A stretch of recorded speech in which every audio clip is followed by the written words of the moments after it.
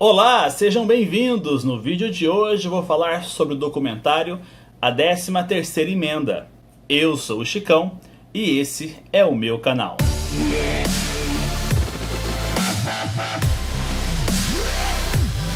Que bom tê-los de volta em mais um vídeo, é uma honra tê-los vocês aqui por mais esse episódio aqui do nosso canal. Se você ainda não é inscrito, que tal? Se inscreva agora, aproveite aí, se inscreve, assine as notificações, assim você vai ficar sabendo em primeiríssima mão quando a gente lançar vídeo aqui no nosso canal. E se você já é inscrito, curta esse vídeo, comente, compartilhe, vamos fazer o nosso canal crescer. Eu estou aproveitando esse período de quarentena para me dedicar a assistir séries documentais, filmes documentários.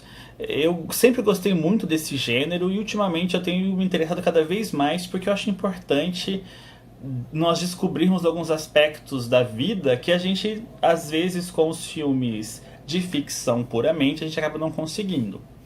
E eu comecei a devorar uma grande quantidade de filmes documentais. E o filme documental que eu devorei recentemente é o filme A 13ª Emenda, dirigido pela Ava DuVernay. Para quem não conhece, a Ava dirigiu um filme chamado Sally, que inclusive ganhou o Oscar de melhor canção original para o John Legend. E é um filme super bacana. Quem não assistiu, assista Sally, é o nome do filme. Mas esse, A 13ª Emenda, a Ava DuVernay, ela toca numa questão muito séria, que é a questão racial nos Estados Unidos, e mostra como essa questão ela é um projeto criado desde o século XIX e que perpetua até hoje.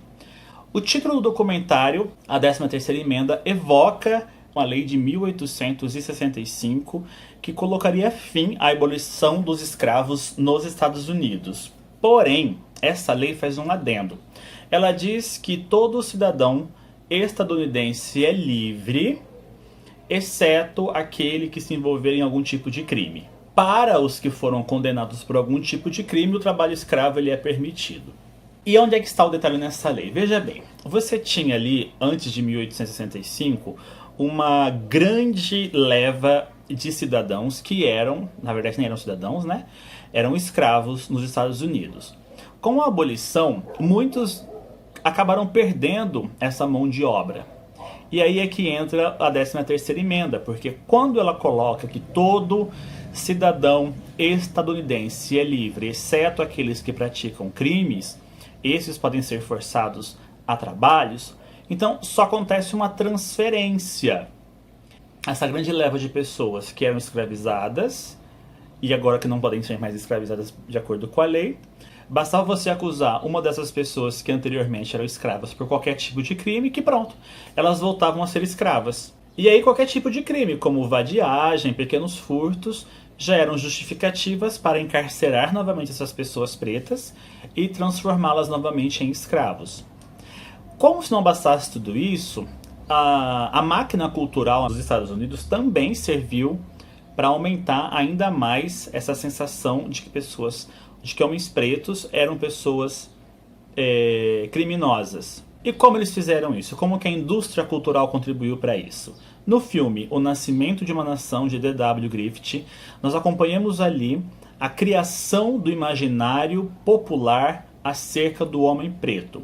Do homem preto como monstruoso, como raivoso, como predador, como alguém que está colocando em perigo a pureza, a inocência, a ingenuidade de mulheres e crianças.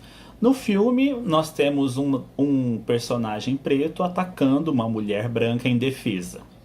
E depois este homem ele é condenado e morto. Também nesse mesmo filme, O Nascimento de uma Nação, nós temos ali um retrato da Ku Klux Klan, que logo depois iria se tornar toda essa instituição que nós conhecemos tão bem hoje. E um detalhe, sabe essa imagem da cruz pegando fogo? Isso não era da Ku Klux Klan anteriormente. A partir do filme, porque o Griffith achou que seria visualmente interessante colocar uma cruz pegando fogo, e de fato tá aí Madonna que não me deixa mentir, o que acontece? Quando ele coloca essa cruz pegando fogo, pronto, a imagem é tão poderosa que logo depois a Ku Klux Klan ela começa a adotar este símbolo como deles mesmo. Então você já tinha aqui duas coisas.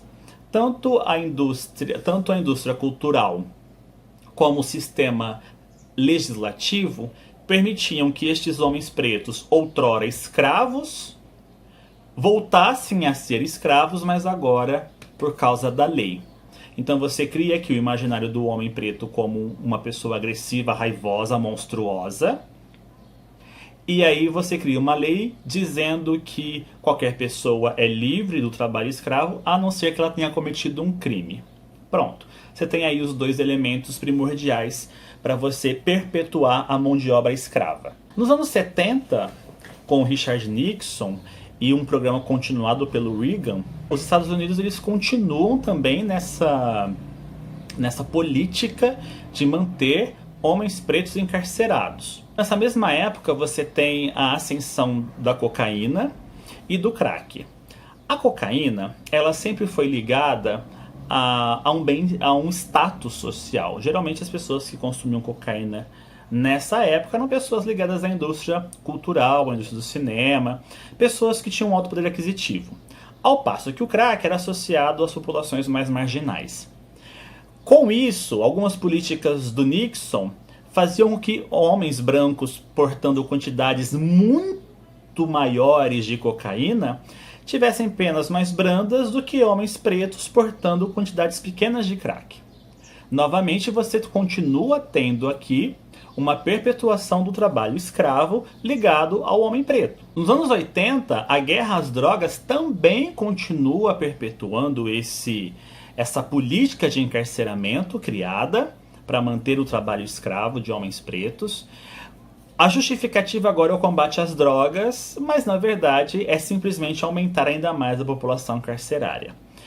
Nos anos 90, isso fica ainda mais intenso. Entidades ligadas à indústria privada acabam patrocinando políticos para que estes continuem criando novas leis e essas leis continuem aumentando a população carcerária. Só para você ter uma ideia, numa comparação de números. De pouco mais de 350 mil presos na década de 70, você vê esse número para saltar para mais de 2 milhões de detentos presos em 2014. O documentário é de 2016. Ou seja, você tem aí um grande lobby. A política do encarceramento ela é apoiada por grandes empresas interessadas nesse trabalho escravo. Naturalmente, a gente observa, principalmente aqui no Brasil, pessoas louvando esse trabalho de presidiários, porque dizem que isso é uma forma de capacitá-los e reinseri-los à sociedade. Concordo em partes. O grande problema é que, lá nos Estados Unidos, essa política do encarceramento, isso o documentário mostra muito bem, acabou se transformando num grande negócio para algumas indústrias, para algumas grandes empresas. É muito mais fácil para uma empresa, por exemplo, não pagar absolutamente nada para um detento para fazer os seus produtos. É muito lucrativo, inclusive. O encarceramento americano ele é lucrativo, tanto que a boa parte do sistema prisional lá é privatizado e o Estado eles acabam recebendo por detentos. Então, quanto mais pessoas estiverem presas, o maior será o lucro. O documentário é muito importante para mostrar como que o pensamento hoje dos Estados Unidos, apesar do filme ser de 2016, não mudou muita coisa de lá para cá, como que esse pensamento moderno ele tem raízes lá no passado. É um documentário fantástico. Dá sim para nós traçarmos muitos paralelos entre o que acontece lá com o que acontece aqui. A própria construção cultural do homem negro, do homem preto como alguém violento e ligado às drogas, não é um fato. Isso é uma política pensada há muito tempo que se perpetua até hoje. O documentário está disponível na Netflix, tem uma linguagem bastante dinâmica, ele é muito contundente e eu recomendo fortemente para qualquer pessoa que precisa assistir e conhecer um pouco mais como funcionam as leis de segregação racial que se perpetuam até hoje. A 13ª emenda do documentário disponível na Netflix. Depois que você assistir, volta aqui para conversar com a gente, tá bom? Pessoal, um grande beijo e até o próximo vídeo.